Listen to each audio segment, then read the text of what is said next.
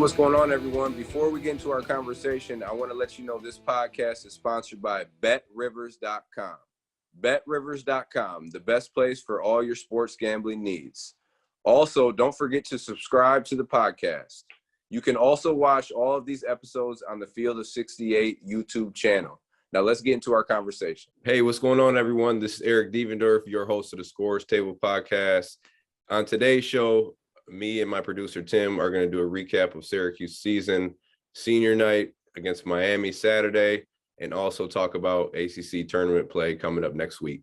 Tim, what's going on, man? It's going well, man. I felt like it was going to be kind of a slower week of news for Syracuse, but of course, Coach Boeheim's made some comments, and I don't know, senior day is always cool, right? Even though it's not the biggest senior day ever, it is Jimmy and Buddy wearing Boeheim on the back of their jerseys for the last time in the Dome. Like, that's still a pretty cool meaning, even though the season hasn't gone according to plan.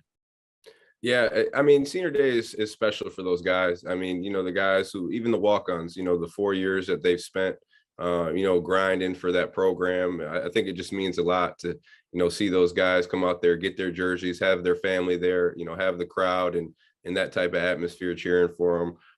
And I think it means a lot to the guys who really haven't played a lot too, to be able to go out in that court, shake Coach Boeheim's hand. Yeah.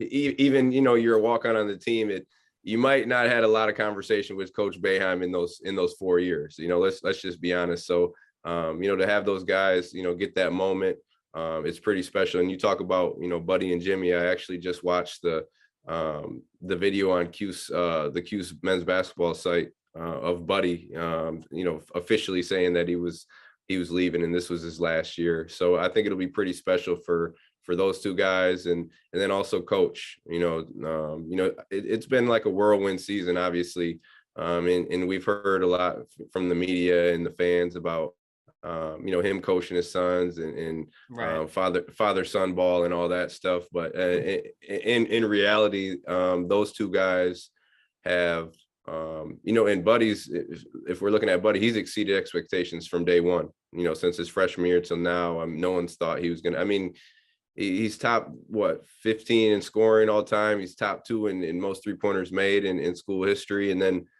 talking about Jimmy coming from an Ivy League school, coming in here averaging 14 points a game. I think, Coach talks about it a lot. He's exceeded everyone's expectations of how he's playing this year. So I think it'll be pretty emotional for a lot of people, especially Coach and Jimmy and Buddy and Julie and Sissy. I'm sure they'll be in the crowd as well. So it's been a lot, and it's a special moment for these guys coming up. Yeah, I know Buddy just passed you on the all-time scoring list, right? I mean, so he passed me on the all-time scoring list, and then he passed me on, the all-time 3-pointer. I think I was like 5th or something in 3-pointers. And I texted him and I told him, I said, "Damn, can I get something? Like, let me let me have something, man." But it just, it's a testament to the kid's hard work and how much hours he puts in. I mean, I say it all the time. His first year or going, senior year in high school, nobody expected him to really even be a Division I player, I guess. Right. And just, seeing him firsthand, in his basement, in his gym, at the Mello Center, in the weight room, seeing the stuff that really not the average fan gets to see. All that is deserving, all the accolades, all the records that he's breaking. And then for me to have a little piece of that, of helping him out, it feels good, man. It's like a big brother seeing his little brother, have a lot of success. So it's pretty awesome. Yeah. I mean, I'm just looking at the all-time scoring list right now. So I think you're now 15th, if I have it right, which still isn't too bad, but he just passed 3 years, 3 years, Tim. Yeah, I know that we should mention that you maybe could have gotten him if you had that extra year. Yeah. But he just passed Ronnie Cycli, who I'm in the younger crowd. I'm sure there's some people listening that remember him, but he's talked about as an all-time great, as he should be. And then Buddy's not going to catch him, but next on his list, or the guy in front of him now, would be Billy Owens, who did it in 3 years as well. But think about that. Like, you're in between Billy Owens and Ronnie Cycli in all-time scoring at Syracuse. It almost feels like sometimes, because of the father-son ball and all that discussion, we forget that this guy's had like a legitimately great career. He's second in the ACC right now in points per game. And I know the ACC's down or whatever, but still, that's outstanding to do that and carry a team in your senior year. Like, it feels like he deserves more props sometimes for what he's done. Yeah, and to be sandwiched in between those two names, like those two guys were solid NBA or good NBA players. Yeah. You know, talking about Ronnie Cycli and Billy Owens, and obviously legends here at Syracuse. So, you know, to be able to have his name right there, again, just going back to, you know, his beginning stages as a freshman, you know, no one even really thought he was going to get that much time, that much playing time, you know, let alone, you know, coming into the scoring records, breaking the 3-point records, you know, being second behind GMAC all time, you know, passing Andy, myself, D Nick, like all those guys are, you know, some of the best shooters, scorers in Syracuse history. So, and I find myself sometimes like going back to his stats on ESPN and just looking from his freshman year and sophomore, junior, and now each year he's progressed in scoring, rebounding, assists, and I think he's just learned how to play the game better. You know, he's learned how to get to his spots. He's learned how to use his body, and yeah, we'll be honest, like he has limitations as an athlete, right? You know, quickness, and he's not, you know, faster than a lot of guys, but he's figured out how to play the game to where he can be super effective. And like you said, you mentioned he's averaging 19 points a game in the ACC. I know the ACC isn't probably a top tier conference like it usually is, but regardless of all that, the kid's been putting in work, man. Like, and you know, I was just watching the video, you know, I was listening to Coach, you know, he's playing 40 minutes a game. He has the best defender on him every single game. You know, he's getting all that attention. You know, he's getting fouled a lot, I'd say, too. He's getting fouled a lot. So he has to do a lot. And, you know, from a guy that came in just being known as a shooter to now being able to put the ball on the ground, you know, get to his spots, use his body and get that shot off like that. Again, it's a testament to his hard work and the evolution of his game. And you're always going to have naysayers and people who are, he's only playing this much of his dad. And we don't know what the situation would be if he was somewhere else, because he's not. He's here at he's here at Syracuse, and just you know what he has been able to accomplish, points scored, shots made, just the impact that he has had on this team, growing into a leader. It's pretty awesome awesome to see. I think the only thing is, obviously, you would, for him and for everyone else, you'd want to see the team win some more games and you know, do a little bit better. But even then, you're not taking away anything from this kid and what he's accomplished on the basketball court individually. You know, a heck of a run, and I think for me, you know, one of the most improved players year by year to ever come through Syracuse. Going back, you talked about how his stats got a lot better freshman to sophomore year, and he actually, it's kind of easy to forget, but he came in and sort of was slumping with his shooting his freshman year a little bit. And then he really, I think that ACC tournament his freshman year was kind of his coming out party. And from there, he's just hit the ground running. Sophomore year, took a big leap.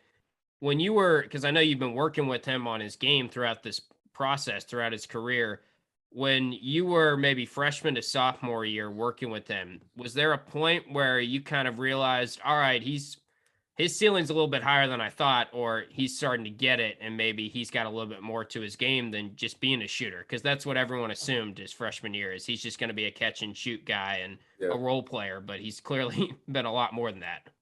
Yeah, well, I mean, and shout out to GMAC too. I mean, who's been with him the most, you know, and to have, you know, my mindset, GMAC's mindset, and kind of try to instill it in Buddy. I mean, those are, you know, two guys that have dogs in them, and the mentality that you need to be successful on the court. Because again, like myself and GMAC, we weren't the most athletic guys or the quickest or fastest guys out there, but one thing that really separated us was our mindset. You know, just our confidence in the belief in ourselves to go out there and face, no matter who it was. You know, we thought that we were better than them, and I think that was huge for Buddy. It was just his confidence, right? We know he's a dead-eye shooter, and that's the same thing you see with a lot of guys. You see this guy's a great shooter, but he's not shooting a great percentage. Sometimes that has to do with your confidence and just how you're feeling. So I think what you mentioned, you know, the ACC tournament, I think he went off against Pittsburgh. That was a Pittsburgh game, I think. And then from that point on, like the work never stopped with him. But I think from that point on, it was just a confidence thing. And he was like, you know what, shit, I could really do this. I belong out here. And once you start to feel that, like, I belong out here, I'm just as good as these guys, if not better, your game goes to a whole nother level. And I think like that Pittsburgh game had a lot to do, with his career evolving year after year, him believing in himself. Like, the hard work was never going to stop. He was always going to be in the gym, but now he's in the gym confident, believing like, man, every time, I step in this gym, I'm getting better. I'm gonna go out there and I'm just as good as these guys. So it was a confidence builder for him.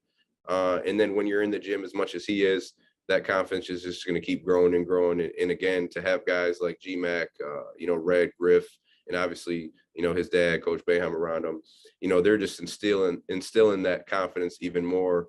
And you've seen it year after year. And I think you start to see it with his body as well. Coming in as a freshman, a skinny guy, and he's not a huge imposing guy, but you could tell the difference, from early in his career to now, of how his body has improved. He's looked thicker. He looks older. He looks more mature. And all that stuff goes hand in hand. That just grows your confidence more and more. And I think from being a shy kid who's not really talking a lot, not outgoing, to a kid who is more outgoing. He's not a loud, outgoing kid like that, but you could tell the difference. I could tell the difference in just his demeanor, his approach to the game. When he goes and talks to you, his confidence is at a whole nother level. And I think that's why he was able to, have success like he's having at Syracuse. I feel like there was a point maybe in his sophomore year where he realized, if I have a height advantage on you, then I can go to work. And you talked about his body, how it's grown. He's pretty tall for being that 2-guard position. So there were a couple guys that, we've seen the move so many times where he's now backing down around the free throw line in a turnaround. And if he just has a little bit of a height advantage on his guy, he's going to get a shot off and have just enough space to make that shot there. But everyone talks about his work ethic too. And I think it's you've been around so many great workers and you've worked with him. Like, I remember when Demetrius Nichols was on this podcast, you talked about how he's one of the better workers you've seen. Yeah. Would you rank Buddy right up there with some of the hardest workers you've been around at Syracuse and beyond? Probably, like, honestly, number one. Wow. Like, just the kid is nonstop all day. He just trying to figure out ways how I can get better. And again, I keep going back to, because a lot of guys have advantages, man. Like, without that hard work, they're super fast. They could jump super high. They're super strong. So that gives them that advantage right there. Now, on top of that, they're working hard. Now that's you talk about like LeBron James and guys like that who already have those God gifts. Like, Buddy wasn't, blessed with those. He's taller. He's 6'6", but he had to learn how to play the game to be effective, because once they started covering that line and taking that 3-point shot away, he had to figure out how can I get by? And if I can't get by, how can I create that space to where I can get to my spot, maybe give him a little bump. And now I know even that little bump has created a little space where I can get my shot up and over and use my 6'6" frame to get that off. And you've seen it like time and time again, this year. He gets to a spot, the guy's still in front of him, but he's just giving a little shoulder shake one way, giving him a bump this way. And now it gives him that little bit of space just to be able to get his shot up and over. How many hard shots has he made this year? And we've talked about that all year. I think as a team, Tim, it's been a struggle to get clean, open looks a lot of the times this year, and even with Buddy, he's going to knock down those open looks, but a lot of the times he's not even getting it. Whether it's just him playing, we're playing a lot of iso ball, a lot of screens are being set like that. So he's had to take that role and just, have the ball in his hands and make something happen, and will he be that player at the next level? Probably not, but we know he could do it. And it's a testament to him and in the evolution of his game, being able to get to his spots, create that space, and get those open shots and open looks. Let me tell you guys a little bit about our partners over at BetRivers Sportsbook. If you haven't signed up with BetRivers yet, now's the time, because they are offering a $250 match bonus for your first deposit. But what sets them apart is that they require just one playthrough to turn your bonus into cash money. With their new Rush Pay instant approval, withdrawing your winnings is safer, more secure, and more reliable. With basketball season right around the corner, there's never been a better time to get in on the action by going to betrivers.com today or downloading the BetRivers iOS app. Must be 21 years or older. Gambling problem? Call telephone number 1-800-GAMBLER. Yeah, I mean, he's not going to go down as like a top 10 Syracuse player of all time or something, but Right. I feel like he maximized his talent and his production as much as possible. Like Coach Boeheim said something this week where he said, Buddy, if he came back, I don't even know if he could get that much better because he's just put in all this work, and he's probably going to be an all ACC first teamer this year. I would vote for him if I had a vote for that type of award because he's second in the conference in scoring. So he was preseason All-American this year. He took them on a Sweet 16 run that was a large part because of the ACC tournament and the way he played in that and everything. So it's pretty amazing the career he's had for sure. And it's going to be cool just to see the senior day experience for him and Bourama too. I'm really happy that Bourama has had this like late sort of surge. Like I know Jesse getting hurt was a bummer, but the silver lining is Bourama's played really well stepping up. I know he's not the player he used to be health-wise, but he deserved that after missing so much time and fighting through injuries his career. Yeah, and like you said, you always try to find that silver lining in something that bad happens. And talking about Jesse's injury, obviously, that's something that nobody wanted to see, and it hurt the team. But it gave Bourama an opportunity to go in and kind of finish his career out. And I was lucky enough to be able to be on staff when Bourama was young. He was a freshman. I remember, him going to Pittsburgh having 16.17 rebounds. So after that game, you're like, oh shit, like, all right, we can work with something here. Like this guy's mobile in the middle. He could guard the pick and roll, off the ball. Even though he's never gonna guard the pick and roll, but that's what I'm seeing, that stuff in practice from him. Like the guy's mobile and he can move in the middle. He communicates, he talks almost like at first like a Bai Musakeda. We're kind of looking at him in that type of mold.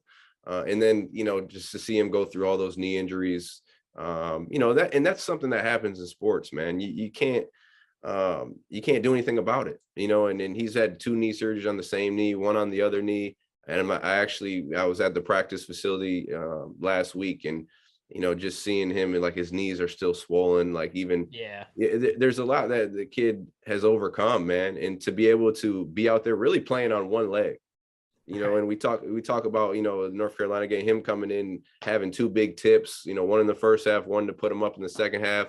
Even the games, prior to that, just effort, I mean, that's a lot, to be able to play in that type of conference and playing on one leg to try to compete with those guys. It says a lot about him as a person, and the type of character that he has. And you're right, Tim, you want to see him go out on a high note, win or loss. You want to see him be able to finish his career on that Syracuse basketball court. And it's pretty awesome to see that he'll be able to go out, play and go out to that half court and shake coach's hand and, get his jersey in that frame. So yeah, shout out to Bourama, man. He's just a good person. And you want to see people like that, be able to end their career on a good note. Yeah. Now I hear he's super smart, so I'm assuming he'll be off making some big money. He's good Internationally or something, but it is cool that he came back, and I was worried that maybe the injuries were going to plague him this season too much again. And I know he's still fighting through injuries, like you said, and he's probably icing down his knees before and after games and putting in a lot of work just to be out there. But I think it's awesome that he's going out on a little bit of a high note. Benny Williams, another injury, sort of. He's out for the season now, we know. I feel like one of my takeaways from this is that I'm just happy he had that Duke game right before, and he has that in his memory bank going into next year. And by all accounts, it looks like he's coming back next year. He keeps sort of saying that and saying all the right things, but at least that Duke game is sort of a momentum builder going into next year for him. Yeah, and it really hurts us that we lost them, for this Miami game, and then obviously the whole ACC tournament, because he would have been playing a lot more. And not only would he have helped us, but I think he would have helped himself, just to start to get that more playing experience and get that confidence. Because like you said, against Duke, that's kind of the guy that we were expecting to see, a good portion of the season. But, everything happens for a reason. Like he didn't get the time that he thought he was going to get, and when he did get in the game, a lot of time it wasn't a lot because, I mean, let's just be honest, he didn't know the rotations in the zone. And sometimes it just looked like he was out there being a freshman, which is completely normal. Like, Right. I mean, I think at Syracuse, sometimes we've had guys come in, talking about Mello, Johnny Flynn, guys who can just come in and play right away and make an immediate impact. And I guess the expectations for Benny come in were so high that they were thinking like in those terms, like he's going to come in and make an immediate impact, score the ball, have some highlight dunks. But that's not how it goes sometimes. I think in a different situation where you might have different personnel to where you have maybe more alpha males on the team to where you could put Benny in there and they're gonna be more vocal with him, things like that.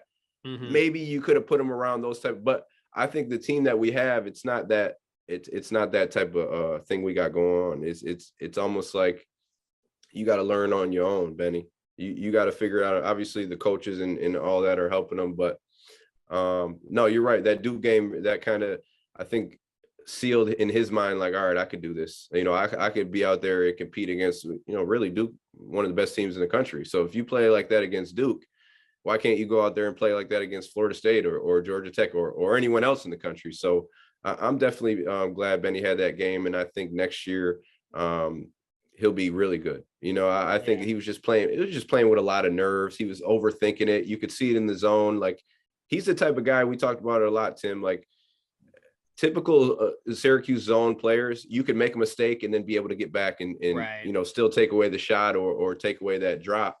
And he could do that, but a lot of times he was almost frozen, because he was overthinking it. So I think to have this year under his belt, he could go back, look at, all those times that he is messing up in the zone, all those times that maybe he was stagnant offensively, and improve upon that stuff, and it's always like, how many freshmen for real, Tim, do you know that come in and just have an immediate impact right away at this level? Well, also, I think he has to learn the zone. And I'm not saying that other guys have done it, maybe, but I think that's another variable at Syracuse. And when you talk about next year, we got 5 freshmen, maybe 6 newcomers coming in.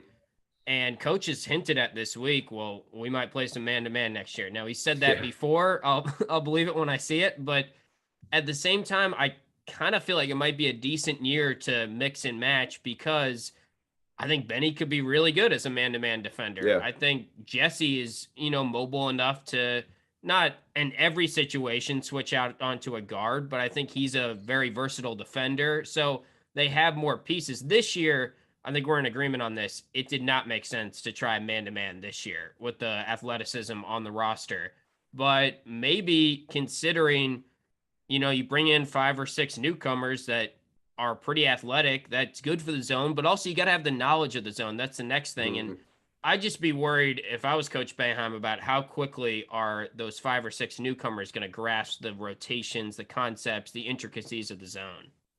Yeah, and I think a lot of times this year, like you said, Benny, he didn't know the zone well, but we go back to where he could make a mistake and still be able to cover his areas. But we didn't have those type of guys. Like a lot of the guys knew the zone, but they weren't quick enough to get to that drop or quick enough to get over to that rotation or quick enough to get out on that shooter. That's why we've been struggling with the zone. Like a lot of these guys, I think they've gotten better as the season goes on with the rotations in the zone. Right.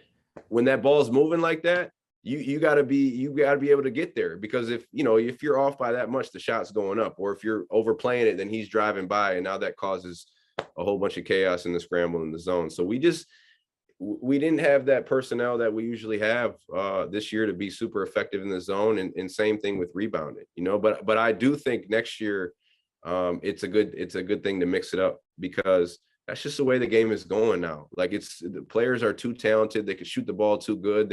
They're making the zone get too wide. So now there's so many gaps to get in there, and so much space for guys to cover in the zone. I think it's good to switch it up, though. I think it's good. We will have the personnel to play man-to-man next year. Talking about Benny and all those 5 freshmen coming in, and then talk about Jesse. He's a guy who could switch on the pick and roll, keep him in front, or he could just keep him at bay and be able to protect that rim. So I know you said coach said it before, but I just think this next year coming up would be a perfect year to use it and surprise a lot of people with it. Yeah, because I like the zone. I'm not saying that I think the zone is broken or something. I just think this year's roster was not the best roster for the zone. And then, maybe there is something to the fact that Charlie Moore, like Caleb Love, the 3 he hit against UNC or against us at the end of the game was like 10 feet beyond the line. And there's not much you can do there. I think you could make an argument that was just a bad shot that went in. And I'm with that argument, but at the same time, guys are probably making that shot more now. So there's probably something to the fact that some teams, it might be best to throw into man-to-man every once in a while. I don't think we're ever going to get to a point where it's exclusively man-to-man. Yeah. But I feel like Coach Boeheim realizes in order to be really good at the zone, you need athleticism and you need knowledge of the zone. And I think we got there on the knowledge standpoint, like you were talking about. Like we had smart guys on this year's team, but there's only so much that you can do if you don't have the athleticism. And hopefully next year's team might start out with the athleticism, but they might need to build up the knowledge. And maybe that's when we play some man-to-man to start out. Well, think about this too. Like a lot of times in the zone, even if like, going back to when I play, like I'm not the most athletic, fastest dude, but I always had that guy next to me who could make up for my deficiencies. You know what I mean? So if I couldn't cover that spot, I know Johnny was getting there. Or if I know I couldn't bump on that wing, I know Andy would already be there. So we had smart guys, but we had guys around us who would cover up some of our deficiencies as well. And we don't have that. Like the guy over there is the same guy that, is on the other wing, so they're not covering up each other's deficiencies deficiencies, excuse me. And then offensively, we have a lot of the same guys as well. You know what I mean? Like we have a lot of shooters. We are limited in playmakers, right? Joe's more effective off the ball.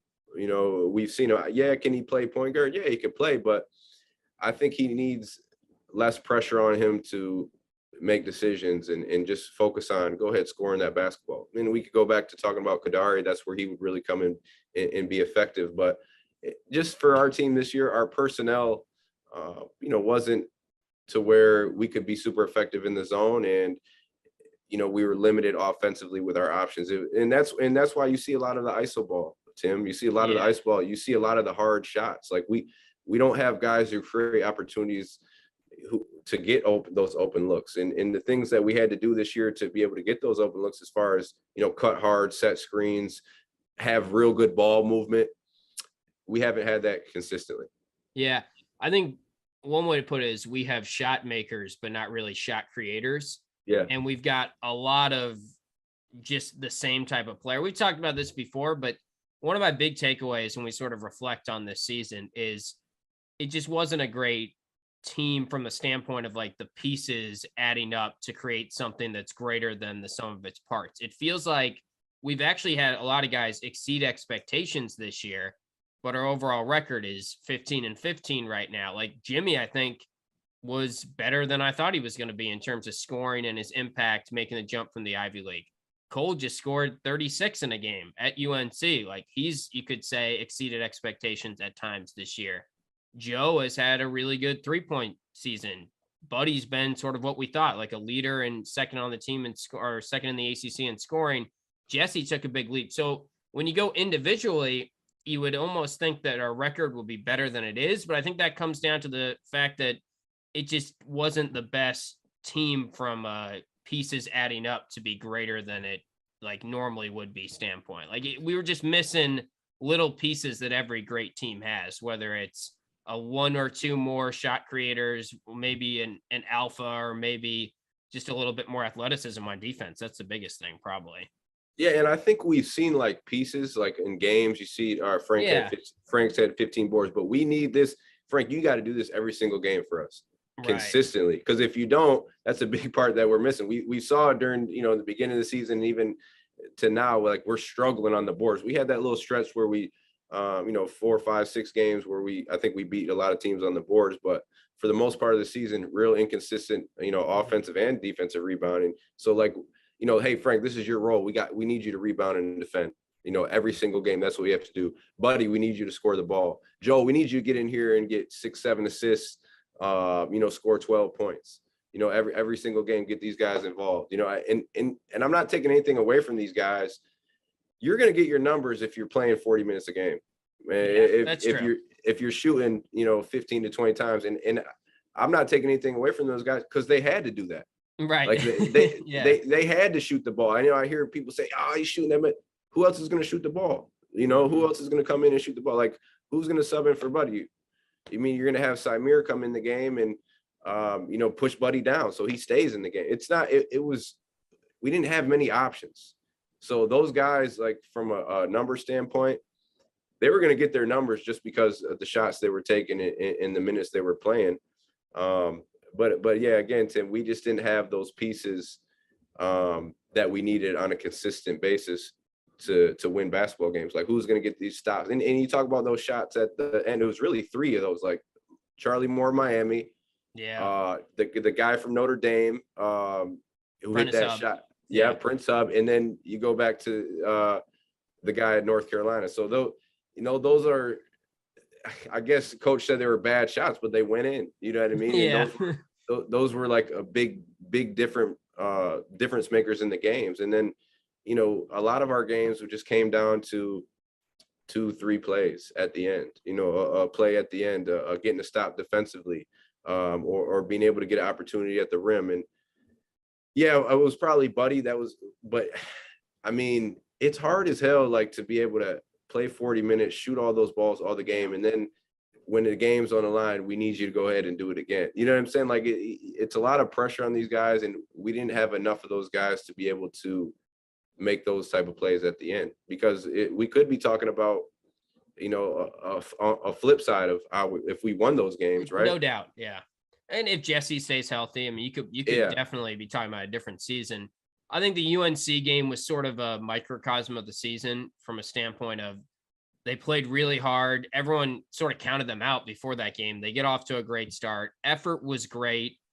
It wasn't necessarily like they choked or didn't execute down the stretch, but it was just a little bit off. And it was like you're talking about, a big shot late, not grabbing a couple rebounds here or there. The inbounds play maybe was probably overblown a little bit, how much it impacted the game, but it's like little things that it wasn't like Syracuse couldn't have not won the game. I mean, they did everything they were supposed to. It's just right there. And then Caleb Love hits a shot and you look about the game a little bit differently, but it's not like they were totally off. And I think that's optimism for next year is, if you stay a little bit more healthy, if Jesse's out there, if he takes another step, you got Joe coming back. I think Benny is clearly an X factor next year, but he's going to have the runway to do his thing. And that's encouraging for me because I feel like that's a big reason for him maybe taking a leap next year. It's just, he's going to be a starter. He's going to get the ball in his hands. And at times it felt like Benny was relegated to like a spot up shooter just because of the pieces around him. And that made sense this year. But so much of what makes Benny good is he can do some playmaking and just be a little more instinctive out there, maybe. And a lot of times Benny was out there thinking while he was playing. He was thinking like, oh, if I miss this shot, if I make this pass, make a mistake, I'm coming out of the game. So he wasn't really able to play freely and play like. And he's working on his shot. It felt like there was times where it's like a golfer making a swing change. Like, you're not like just up there swinging. You're thinking, all right, I got to get my left elbow here. Like, it wasn't as fluid as it needs to be. But if you practice the shot going into next year, it probably will get to that point where he's not thinking, he's just shooting it. Yeah. And he just has to go out there and play ball. Like I said, he was thinking about it a lot this year. Even if he was working on a shot, if he can just go out there and not think about it and just play ball like he has been his whole life, up until this point, his freshman year, he was just overthinking it. I think next year he can go out there and play through mistakes. Coach isn't going to be able to really take him out because he's one of his guys, right. So he knows going in, like, that should give him another level of confidence. Like, all right, I know I could go in here. I'm not going to play mistake-free basketball all the time, but I know coach is going to let me play through that. And I don't think that was, that wasn't the case this year. It just, he was a young guy. He has, if for him to stay in the game, and we talked about all the year, Tim, he had to do it on the defensive end. He had to make a block, get a big rebound. Mm-hmm. And then, if he does come out, on the offensive end and get a dunk, hit a jump shot, that's kind of something extra for him this year. I think we really needed him in that zone this year to for him to be effective and get more minutes. And, that just wasn't the case. But you got to think about it, Tim. Like, coach has been doing a hell of a coaching job these past few years. If you really look at the personnel that we have, like, we're not supposed to even be in a lot of these games. You know what I'm saying? Like, if you look from a talent perspective and talent wise, if you were to match our team up with, other teams, North Carolina, these guys are more athletic, more talented, faster, quick. But coach has done a great job of, we talked about Buddy. He's getting everything out of it. Buddy's got everything out of him that he can. It's just with some guys, that's what you are. Like, I think like Buddy has become one of the best players that he can become. And I think coach has done his best job to maximize these guys to the fullest, like as much as he can put them in positions that they can to succeed. And I think if you had any other coach, obviously if you had Coach K, it's kind of the same thing as having Coach Boeheim, but any other coach, with these players, you're not even talking about being on the bubble or you're not even talking about being in the NIT. I just think that coach has done such a great job of maximizing, these guys' talents. And I don't think he gets enough credit for that. Yeah, I would agree. I mean, watching the Duke game, there's just a talent gap there. And huge. Look, there's a talent gap between Duke and everyone else in the ACC as well. So I'm not saying that's necessarily a terrible thing, but even when we played Auburn early in the year, like they have Jabari Smith, he's going to be a top 3 pick. They have just more kind of dudes and athletes than we have this year, but hopefully we'll build back up and Benny can become one of those guys next year and that type of stuff. So last thing, I guess, before we get out of here, just what would you say are the goals for the rest of the season now? ACC tournament, you've got Florida State first round. If you win that, you play Duke, which is going to be a tough matchup if you win. Yeah. But, you got Miami senior day. What's kind of like the rallying cry for the rest of the season? I'd like to see them continue the winning record streak, but I don't know if that really means that much at the end of the day to Coach Boeheim or, guys around the team. Maybe it does. I don't know. Yeah, well, first, it's just tough, obviously losing Jesse and now losing Benny, and then we don't know if Samir is going to be playing either. So we're shorthanded, we're already kind of shorthanded, right? So I think the biggest thing these guys can go out and do is just compete as hard as they can. I think they'll have the crowd behind them Saturday. Obviously, it's senior day. You'll have a lot of people's families in the building. So guys are going to be playing off that emotion and that adrenaline. I think we go in there and get a victory. And then obviously, we have to win the ACC tournament next week, starting with Florida State, in which Florida State is going to be a tough team. They're another team we talked about in the beginning of the year who, them and Duke were kind of neck and neck. We're talking, but then they've gone through the same thing that we've gone through with injuries to, a few of their good players, and, they are who they are now. So, we got to worry about Florida State first. And then obviously, if we play Duke next, that's a whole nother problem. Those guys have, 5 NBA players. Their whole starting lineup is our NBA prospects. So these guys just want to go out and compete as hard as they can, man. Try to enjoy it. Don't think about, hey, we might have a losing year. You're losing. Once you start to think like that, now you start to tense up and you're just putting more pressure on yourself, and I know coach will talk to him about it and he'll have them ready to go. But the biggest thing is these guys just got to go out, compete, finish the season. And I think that's what the fans want to see. They want to see these guys go out, play hard, finish the season on a high note, as much of a high note as you can. And, when you play hard and compete hard, you can live with it at the end of the day. Yeah, I totally agree with all of that. I think it'd be cool to see Frank have a couple good games to end the year too, because he's been a little bit up and down. He had that great first game against Virginia Tech, and Bourama, I want to see the guys on senior day just for sentimental value, have a good game. But I think we will beat Miami, and who knows? I mean, if you play with that attitude of you got nothing to lose, I think everyone but Duke in the ACC, that's the unfortunate part, is we have Duke in the second round. I think we could beat all those teams. If it was like Notre Dame 2 seed in the second round, heck, we almost beat them at their place. And, I think if we play a little bit better, could have beat them. So it's a shame it's Duke, but I'm not saying they can't beat Duke. Crazier things have happened, I guess. They just kind of got to put everything together. Duke is, I feel like, already the best team in the ACC, but then you factor in that they can shoot it and they have Mark Williams. It's like they're also just a terrible matchup for us too, which doesn't make it easy. Well, yeah, they're a hard matchup for a lot of teams in the country. I think Duke is a national championship contender. You know, they're one of the best teams in the country. I mean, you talked about they have shooters, they have playmakers. You know, they have guys who can protect the rim. Mark Williams, and obviously Banchero. He's a you know, he's a guy that could really do it all. He'll be a top 2 pick. So, but no, to your point, Tim, I think it's big for, you know, guys like Frank, and guys who are coming back next year to play well, win or lose, to compete hard just for next season. You know, going into next season and going into the summer, have that momentum, feeling good about themselves, and trying to build on that going into next year. So I always have fun, Tim, you know, breaking it down with you, you know, breaking down the season, doing the recap, and obviously heading into the ACC tournament. So hopefully these guys can pull it off Saturday, have a good showing next week in the ACC tournament, and we'll get after it next week, and we'll have another guest. Hopefully another Cuse guy. Ty, I've been hearing Tyus, Malachi. So you know, watch out for who we're gonna have. It's gonna be another great guest. But I appreciate you guys joining me and Tim. Like I said, we always have a fun time breaking it down.